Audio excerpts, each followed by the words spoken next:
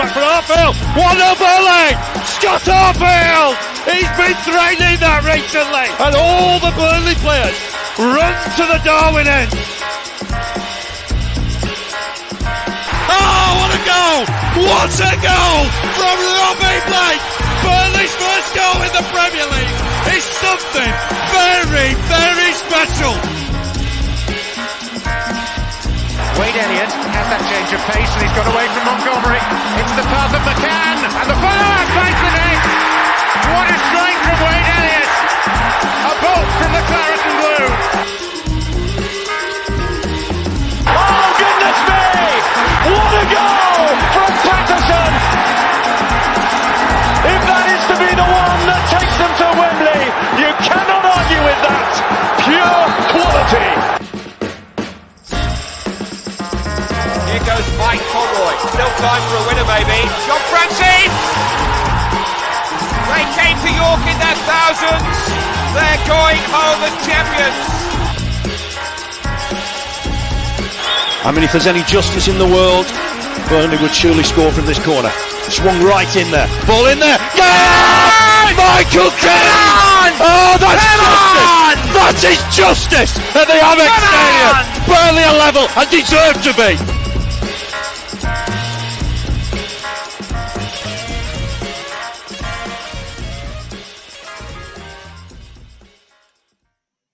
Hello everybody and welcome back to the latest episode of the Turfcast podcast pre-game show with me, Joe Revin, ahead of this Friday's game, evening kickoff against West Bromwich Albion at Turf Moor. I think at the minute the informed side is Burnley, shock. The second informed team is Sheffield United. I think after that it's West Brom.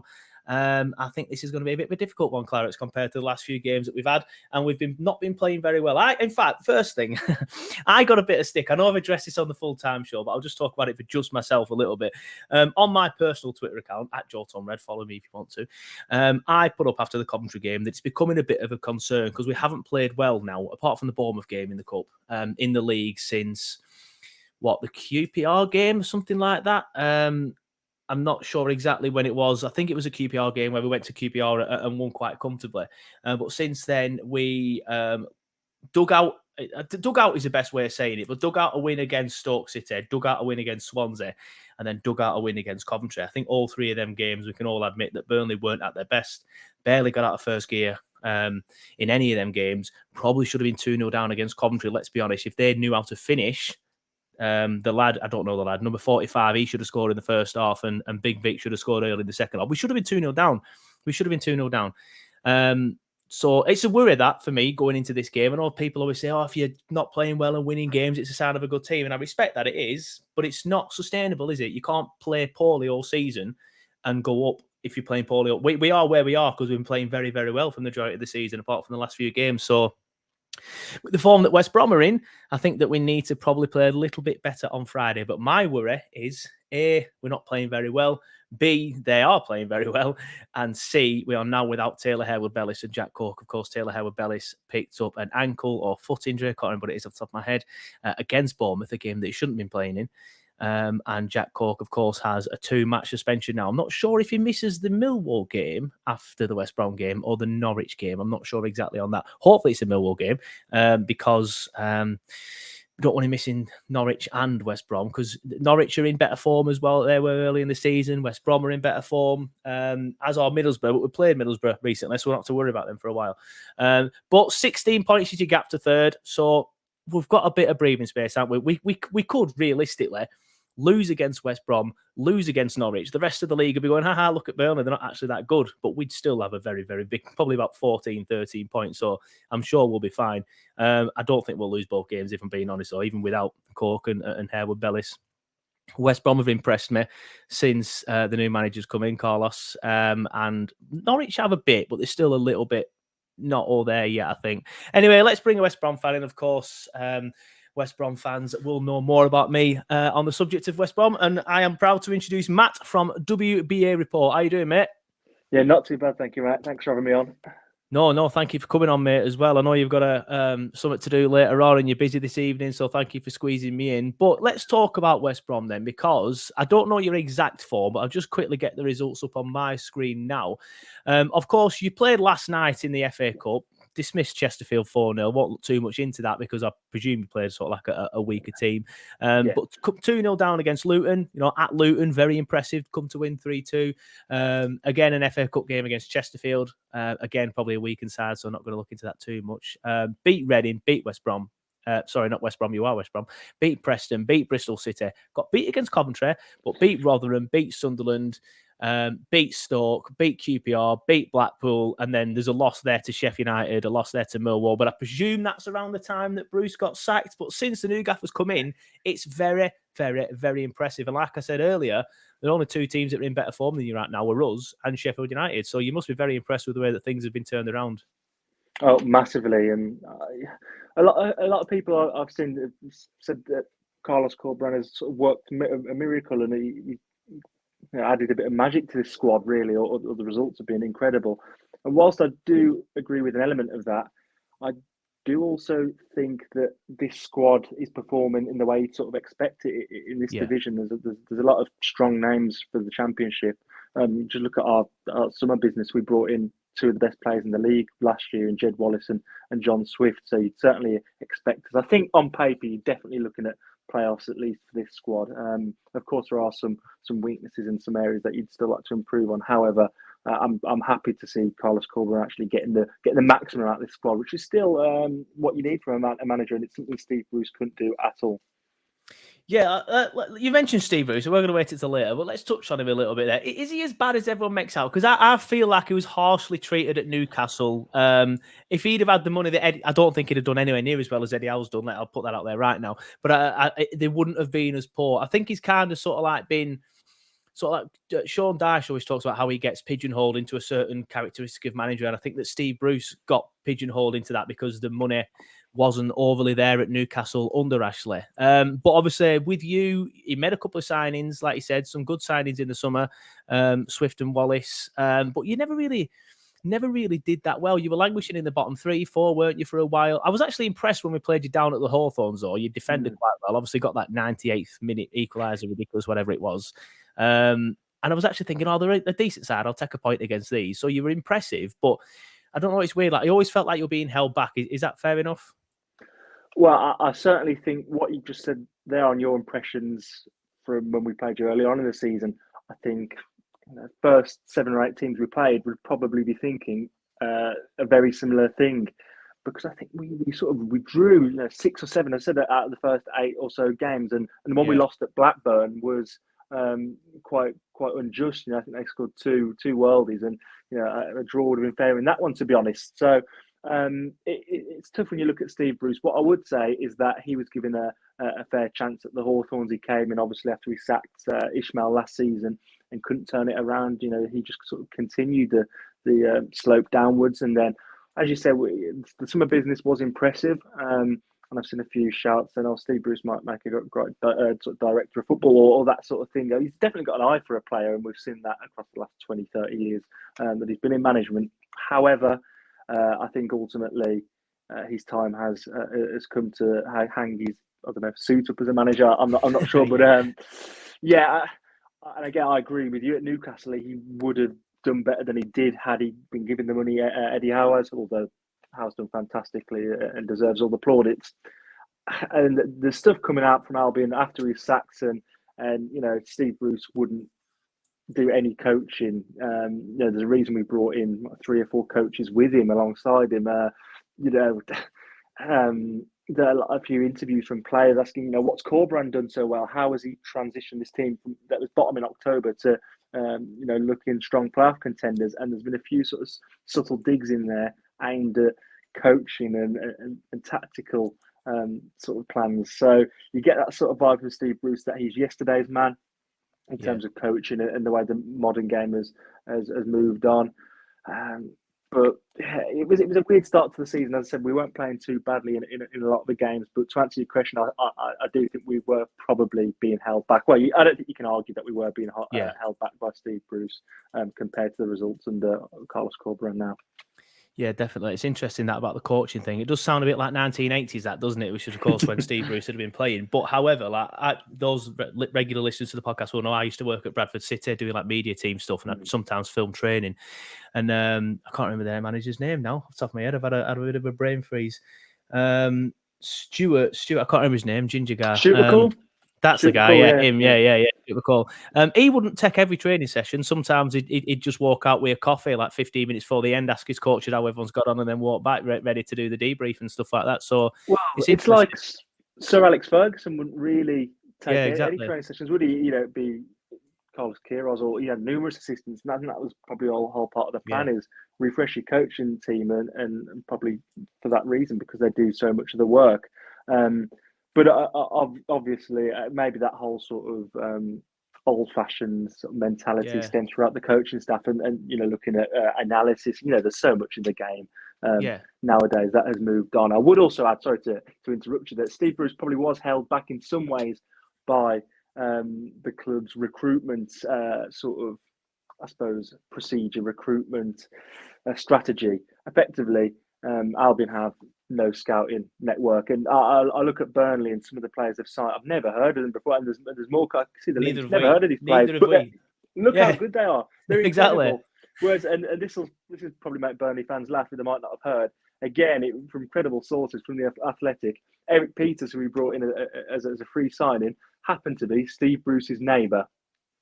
You'll know Eric Peters very well, of course. There you go. And Thomas Asante was also playing for Salford City, who Steve Bruce came across through watching his son-in-law at Salford City, Matt Smith, the big striker, name share the same name. So that just goes to show that there are limitations going on around the club too. It's interesting though, you say that about Burnley. People are looking at Burnley going, oh, they're bringing in these players that no one's ever heard of, but they class. Like obviously Zarora, most people wouldn't have heard of Zarora, same with Benson.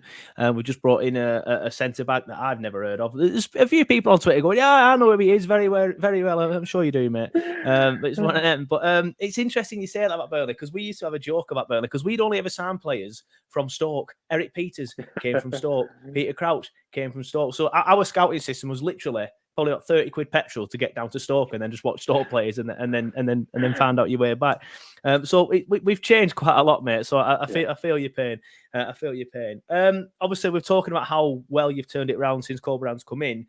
What's different then? What's he changed? Obviously, the manager's changed. I get that, but what's he done that's come in that you can look at between a Steve Bruce team and a Cole Brown team and say that's different? Is it different formation, different style, different ethos, different sort of like mentality? What is it? So yeah, to be honest, mentioning the coaching and saying, you know, it's being referenced credibly, and the players have suggested that, and you can tell watching the team under both managers, there's a clear identity within the team now. It looks as if every player understands their role in the team. Watching last night in the cup game, I could easily tell you what our plans were in possession, out of possession. You know, every player's individual role within the system. Whereas under Steve Bruce, it was more like you put 11 lads on the pitch and let them go, sort of, you know, express themselves, this and that. So massive sort of tactical identity there now under Corbran. The players look a lot fitter, I should mention. Which again, how adept was Steve Bruce at implementing sort of modern methods with that. I'm not going to waffle on about Steve Bruce. However, that's another aspect. I think the mentality. Look at team sort of rejuvenated. Luton at the weekend, whilst I sadly wasn't there, from everyone that was and that watched the game the whole 90 minutes, it seemed as if there wasn't much doubt that we'd at least come back and not lose in that game, despite going 2-0 down within 10 minutes. And that's just you know, testament to what Corbran's done. So even that mentality is a lot different. Yeah, it's interesting that you say that. I remember we went 2-0 down at Sunderland and I was there, and I remember thinking, I kind of feel like we're going to get back into this. Second half was so much better and we won 4-2. Probably my favourite game so far this season, apart from sticking 3 past Blackburn, obviously. It's interesting because your sort of like mentality on the season must have changed so much now, mustn't it? Because obviously, I presume you were, whether you were worried about going down or not's a different thing, but I presume there were slight worries about where you were going to go this season. probably earlier in the season until Corberan's come in. Like you mentioned, you were bottom in October. I think the league's starting to take a little bit more shape though. Now, obviously, you've come. A lot of people predicted you to be on top sort of like 3-4 battle. Without that poor start, you probably would have been. It's just that us and Sheffield United have just basically took the piss in it. And 16 points clear, we are a third, and I think Sheffield United are 11 points clear a third. Then you've got probably all the usual suspects really. Apart from Blackburn, you've got your Watfords, your Middlesbroughs, who people predicted to do well. Then you've got Blackburn, then you've got West Brom, then you've got Norwich. So I think that top six, apart from Blackburn, pretty much is spot on, and just swap Norwich and Blackburn around it, and you're pretty much there, I think from pretty much everyone's predictions for the start of the season. What are you thinking now that this team can do then? Are you thinking top two is probably a little bit too far because of the points gap that us and Sheffield United have got? Are you thinking maybe just consolidate this playoff place and go from there? Is that your aim for the season now? Yeah, it's been a funny one, and I think my girlfriend would probably tell you over anyone how worried I was about being in a relegation battle. Come October, bottom of the league. Then I think I saw a stat the other night. No team who was bottom at the point we were has come in the top half, let alone playoffs or promotion or any of that. It has been an incredible turnaround. Don't get me right, and it sort of blows my mind to an extent. And so when Corberan took over, we got a couple of wins. It was initially about winning, and see where that takes us away from danger. Now it was then, can we establish ourselves as contenders for the playoffs, getting in the mix? That's what we've done, and now we've moved into the playoffs. I think personally, I can't speak for the club and the players, but I think our vision has to be on moving third, and then you're hunting down the top two. I know that points gap is massive. Say hypothetically, if we did win on Friday, you said just before the show we would move above Blackburn into third, which would be 8, and then it's just you're the chasers, aren't you? You'd rather be the hunters than the ones being hunted, and that mentality I think is suiting Albion. It has suited Albion since Corberan took over, just looking above you, or sort of maybe not looking above you, but just winning until that takes you to that next step. So if we can get to third, or even establish ourselves comfortably in the playoffs, why not just have a siege mentality and go all out, pushing for the top two? I doubt we'll get it. I don't think we will. I'm happy to say that. However, look at Nottingham Forest last year. I know obviously everyone says Cooper took them from bottom to the playoffs and they went up, but they were within one game of top two if they were at Bournemouth last year. That's how close it can get. Albion, one of Albion's best ever seasons, especially in modern history, was hunting Wolves from 11 points behind to go up automatically in second. So, it's not too dissimilar of a points gap there. So I think for now, let's establish ourselves in the playoffs, of course, but then why not just hunt down and see where that takes us? Because I remember Slaven Bilic saying last time we went up, which I think I would compare that season to what we're seeing now. Leeds and Albion were almost 10 points clear like the whole season up until lockdown, and then play resumed. Looking at Burnley and Sheffield United now, you'd imagine that they've got it plain sailing, but Bilic and the players were quite sort of significant in saying this pressure did not we didn't react well to the pressure, and it would rather be the ones doing the hunting in terms of that mentality, and they just crumbled. So let's try and thrive on being in that position instead of the ones under pressure. Yeah. Do you think, obviously, it's a very good form that you're in at the minute? Do you think it's maintainable, or do you think you'll drop away? It's one of them, innit? Like, it's the first time this season you've been in such good form, so a couple of defeats, and it's going to be interesting to see how you bounce back. If, of course, you do have a couple of defeats, you might not do. Whereas I think we've lost twice all season, and both times we've bounced back from it brilliantly. So I think even if we do lose on Friday or something like that against Norwich, I think we'll be all right. You'd spoke there a bit about mentality. I look at this Burnley team now. I think they have a very good mentality. I think if we do lose on Friday, I think it would be a case of reset, start again, go on another class run. So it's interesting. But do you think your form's maintainable, or do you think you'll drop away slightly? It's a good point you make about mentality. All the top teams, from whether you're trying to win League Two or you're trying to win the Premier League, must have it. I think look at Arsenal now. What's the difference between teams that we've seen of Arsenal in the last couple of years with Wenger and Emery, especially Wenger? That he's at the end of his era, they would crumble apart. And I've seen Albion put 3 goals past them. You think, how's that happened? And it's just, I think they were so weak mentally. that they couldn't maintain a spell of results. And you referenced Burnley there bouncing back. I remember when Wolves went up under Nuno a couple of years ago. Obviously, keeping a close eye on them. Every setback they'd respond from. It's vital. And I think looking at that Coventry game, which was, well, I think we lost to Sheffield United in his first match, but Coventry was the one game under Corberan that we lost on a good run. And the response from that was very encouraging too. Coventry deserved to win on the night, by far the better team. And actually seeing our response from that does actually give me faith that we could possibly carry it on. Of course, you like to think we're winning so many games. Is it sustainable? But again, we've deserved to win every one that we have. And the loss at Coventry was fair enough too. So do I think the performances have been worthy of wins and we haven't been lucky? I do for sure. Of course, we're not going to win every game from now to the end of the season. We will lose some. That might come on Friday. I wouldn't be too surprised. But over the long term, I'm until the end of the season. I'm actually going to be quite bold and say I think we can continue a positive upwards curve instead of dip and fall away. Yeah, fair enough. You mentioned Derek Peters. Obviously, Burnley fans have fond memories of Peters. Probably not the best defender we've ever had, but he's one of them, he wears it out on his sleeves and you can tell he cares about the performance and the club. And how's he settled in there? Is he playing centre-back, full-back? I think last time I checked, he was playing centre-back, wasn't he? Yeah. Which is interesting because I know he's not the fastest in the world, so I presume you're playing a deep line. Is that fair? Are you playing a deep line with Peters or are you playing high? You're playing high. I think we can expose you with Peters at the back. Well, saying that, I think you might do so. We signed Peters because we had a disastrous deadline day. We had two signings ready to go. They'd done the medicals, all that, and then an administrative error and meant both were sent back down the motorway. Couldn't sign Onoma and Alzate, so two decent signings for this level. And there was uproar. And then we bring in Eric Peters, who turns out to be Bruce's neighbour in Cheshire, which is, but out of all the sort of free agents, we brought in Martin Kelly, Tom Rogic, and to be honest, I think Peters has probably been the best out of that bunch. He's been playing centre back, and I can't quite. It was Rotherham, I think, to be honest. I would say that whilst we beat them 3 or 4-0, whatever it was, they were getting in or coming close to getting in through Dan Peters' side. And his lack of pace is extremely visible to me. I haven't really seen it referenced amongst Albion fans because we've been winning and we've been keeping our defensive record has been phenomenal as well as going forward. And he's been a big part of that. Don't get me wrong; he's barely put a foot wrong.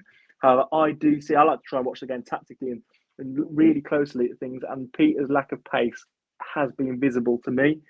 Whether teams haven't really exposed it themselves, you'd like to think they can see it too. But maybe some reason, maybe Dara O'Shea. A bit quicker helps with that. The goalkeeper's been quick off his line a few times. So I think it is there, that lack of pace. And I know Burnley do have, especially some of the players we mentioned, some of the new signings, are quite quick across the ground. They're dangerous. You don't want to get in a race with them. Put it Nathan Teller, I would not want to race. So, yeah, that's the point I was going to make. If we're struggling a little bit, for example, and Peters is getting a little bit tired and it's 1-0 to you boys, I think Nathan Teller be introduced earlier. That's exactly what happened against Coventry on Saturday.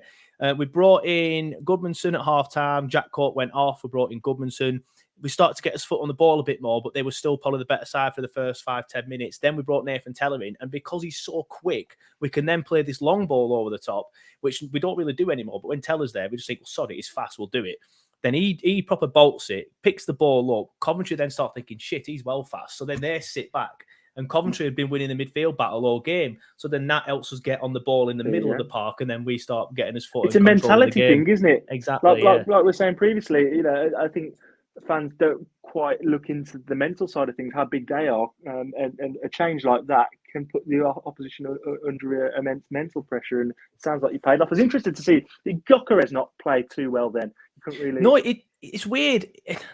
In front of goal, he were dreadful, but everywhere else, he were fantastic. The movement, first half especially, first 55 minutes, he was sent out because we've been linked with him. I think it's a little bit far-fetched when teams like Everton and Brentford are looking at him. But, if he's still there in the summer and we've gone up, you never know. But apparently we've been looking at him. And I was saying to my dad, I said, because I go on the game with my dad, I was watching him saying, if there's any chance that we can get this guy, then get him in now because he's sensational. His movement, it dragged defenders out wide and then there'd be spacing behind for these other players.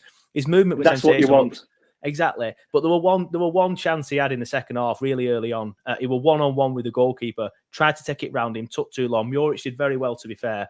And then a couple of players got back, and then he shot, and it went high and wide, and it was just a little bit. If he were good in front of goal, he'd have scored that. Well, it's interesting because, again, I said I like to watch players closely and tactical. The movement of a striker can be critical. We scored a goal last night in the cup, and whilst I was obviously happy to have scored, I was so critical of the movement of a young striker of ours because the ball went in behind and he just made no effort to get in front of his man. You've got to have that desire as a striker to put yourself in the best possible position to then, you make your own tap-ins and stuff like that. And again, he wasn't the greatest for us, but Charlie Austin, a couple of times I'd see a movement in gain a yard on the defender, maybe not the quickest, but to get that space. And I think it's huge as a striker. The best will do it. And from what I've seen of Gyökeres, he's certainly got that. The link-up play, the movement is fantastic. And I suppose you're not going to put every chance you get away. But to hear that, that you've also highlighted his movement and that side of the game does, only raise sort of my impression of him even better. Yeah. Put it this way, it'd clean up in a Burnley side with the amount of chances that we create. I think. I remember a few commentary fans saying he's not that great in front of goal though, and this issue, the chance he had on Saturday highlighted that. So it's interesting. The actual game itself, then, how are you expected it to pan out? Not necessarily a prediction, a score, but how are you expecting to sort of like line up against us tactically? How are we expecting to approach the game tactically? Do you think you'll get in our faces? Do you think you'll try and pass us off the park? Do you think you'll try and keep the ball? What do you think you're going to do? So I don't think Albion will go gung-ho in one way or another. I think the way we played under Carlos Corberán has just been, the best word to describe it would be balanced. We've been fantastically balanced. Our defensive record has been sensational. Luton was a bit of a sort of anomaly there, conceding 2 goals so early on. But equally, look, we can score 3. We can put 3 past teams. So I'd expect Albion to threaten when we have the ball and to not hold back in terms of using all attacking options and getting the ball to our better attacking players, getting the ball up to Daryl DK. Sometimes might bypassing and go long up to him and get bodies around you quickly with quality. And I thought John Swift was magnificent in the cup last night, and I sort of needed to see him after a few inconsistent showings. So I'm not saying we're going to go and press high up and we're going to commit loads of bodies forward, and Burnley will just play us off the park because they're the best team in the league, and we know that's going to be too risky. So Albion sort of tend to operate like a mid block, and that defensive line can be quite high. Maybe we might have to drop that off with the pace that you do have. But I think we'll go there looking to play for. We need to win every game now. If we have got aspirations of maybe pushing top 2, we've got to go there and win every game. You've got to have that mentality to win. For me, I just want to see a good performance. I'm not expecting a win. To be honest, I'm probably expecting a defeat. I'd take a draw if you offered me that now, despite just saying we have to win every game if we want to get automatics. But yeah, I want to see a good performance because, as I said, Burnley are the best team in this league. I want to see Albion go head to head with Burnley, and then that will tell me that we're there or thereabouts, as Steve Bruce loved to say. It's a great Steve Bruce saying that. Yeah, fair enough. What are you expecting from Burnley then? Of course, like obviously, it's interesting. You mentioned there that you do feel like we are the best team in the league. It's always good to hear people say that, but I think obviously the league table speaks volumes. I think anyone runs as close. It's Sheffield United. The fact that they dicked us 5-2 down at their place, I think as well. Yeah. It were interesting that game because not to give our weaknesses away to a West Brom fan, set pieces, if I remember exactly right, that, wasn't it? exactly that. They just said, right, just start lumping it up towards their defence and their goalkeeper, and they'll crumble. That's exactly what we did. But I think since then, I don't think we have. Well, I know we haven't lost since then. We've probably won about near enough 10 games since then. I don't know. I've not got the stats in front of me, but we've been sensational since then. We are without Taylor Harewood-Bellis, and I think that's why we were so poor in the first half against Coventry, because you have to adapt. And now we have to adapt to being without Taylor Harewood-Bellis and Jack Cork. I'm a little bit worried about this game, as I mentioned earlier, if I'm honest. You said there, if I could offer you a draw now, you'd take it. I know some people give me stick for not being the most positive person in the world, especially when we've just won, 5, 6, 7 games in a row, whatever it is. But I'd take a draw now with the form that you're in and the fact that we have Jack Cork and Taylor Harewood-Bellis missing. But what sort of a game are you expecting from the Clarets? Yeah, so I didn't realise that you'd been called poorer in the last couple, 2 or 3 games. Really, I just presume whenever I've seen Burnley this, even that Sheffield United game though, going forward, it looked like you could score at any time. You did get 2 goals, didn't you? I think that's probably fair. I watched the QPR game. Obviously, playing us earlier in the season was an even game.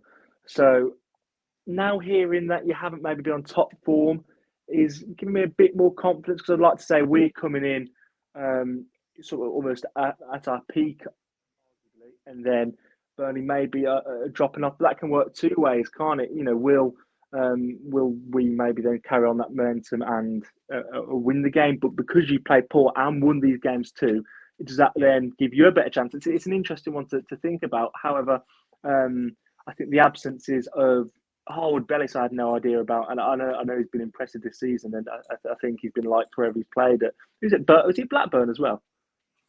He played at Blackburn last season, I think. Yeah, or the there you season go. before.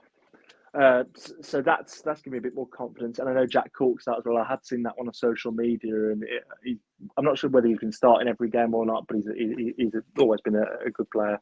So that's, as I say, give me a bit more faith.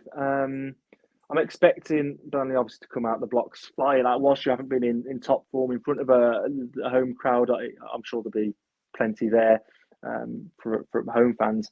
Sky Sports under the floodlights. I'd expect you to come out with confidence, even though you might have not played well.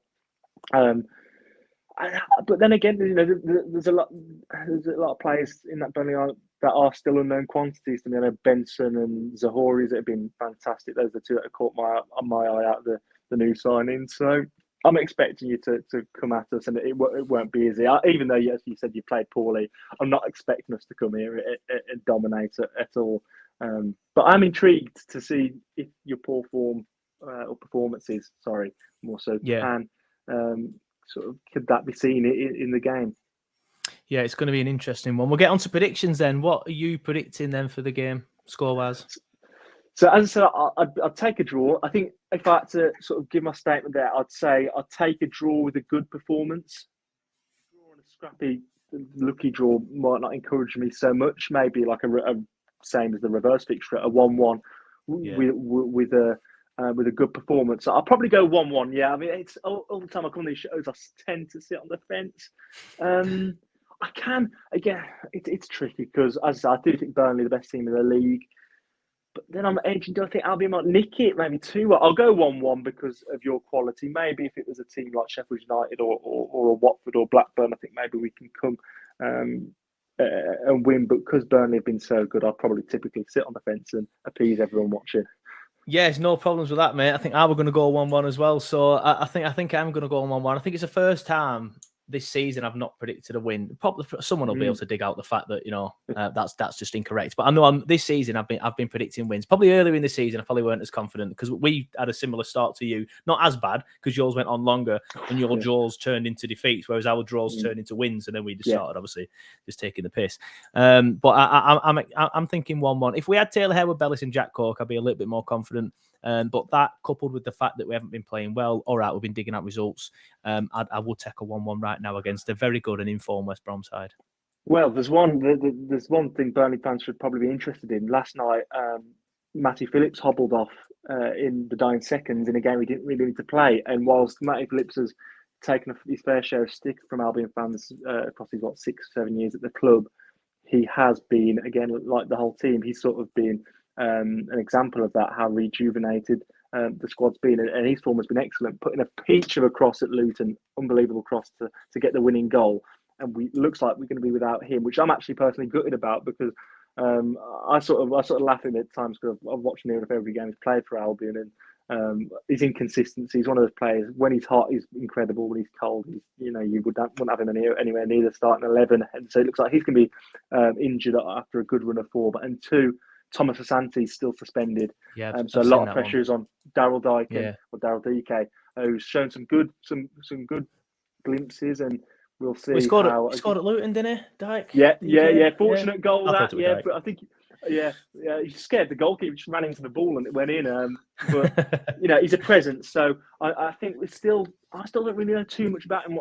type of players. We scored 1 goal against Reading as well, which is good predatory instinct. So hopefully he's going to get better and better. But a lot could depend on his performance too with Asante, who I've been really impressed with, out suspended. Interesting. Yeah, I was going to ask you about injuries and suspension, so I'm glad you mentioned that. Thank you for that. But that's it. We've hit the 35-minute mark. We've gone a few minutes over, but that's because Matt, you've been a very good talker. No, sometimes it's difficult. It's like away. getting blood out of a stone. Sometimes with you, I just say something and wind you up and let you go. I've enjoyed it, mate. We couldn't get a West Brom earlier in the season, but you've just recently been added to the Championship WhatsApp group that we're in, which I found it quite offensive that I were added to that group at the start of the season, but it's ended up being fantastic for me. I've got I said, with all respect, we'll try and get out of it. Yeah, exactly that. But thank you. Just before I do wrap up, do you want to let everyone know where they can find you and all your stuff and all your videos, reports, podcasts? So you can find me on Twitter at MattSport with an underscore on the end. You can follow WBA Report and listen to the podcast and good stuff that comes from that on Twitter at WBA Report. I'm looking to get a Football Manager series going, so if you want to keep an eye out for that, Championship fans, might be interesting to see how we get on. So that could be one to keep an eye on too. Yeah, definitely want to keep an eye on. But thank you for coming on the show, Matt. It's been a pleasure. Like I said, you've been a good talker. I've enjoyed it. And of course, good luck for the rest of the season just after Friday, of course. But thank you everybody for watching. Thank you everybody for listening. And I should be able to do a full-time show. I don't know if it'll be on Saturday or Sunday. Keep your eye out on the socials. I'll do one at some point. But thank you for watching, and we'll see you next time.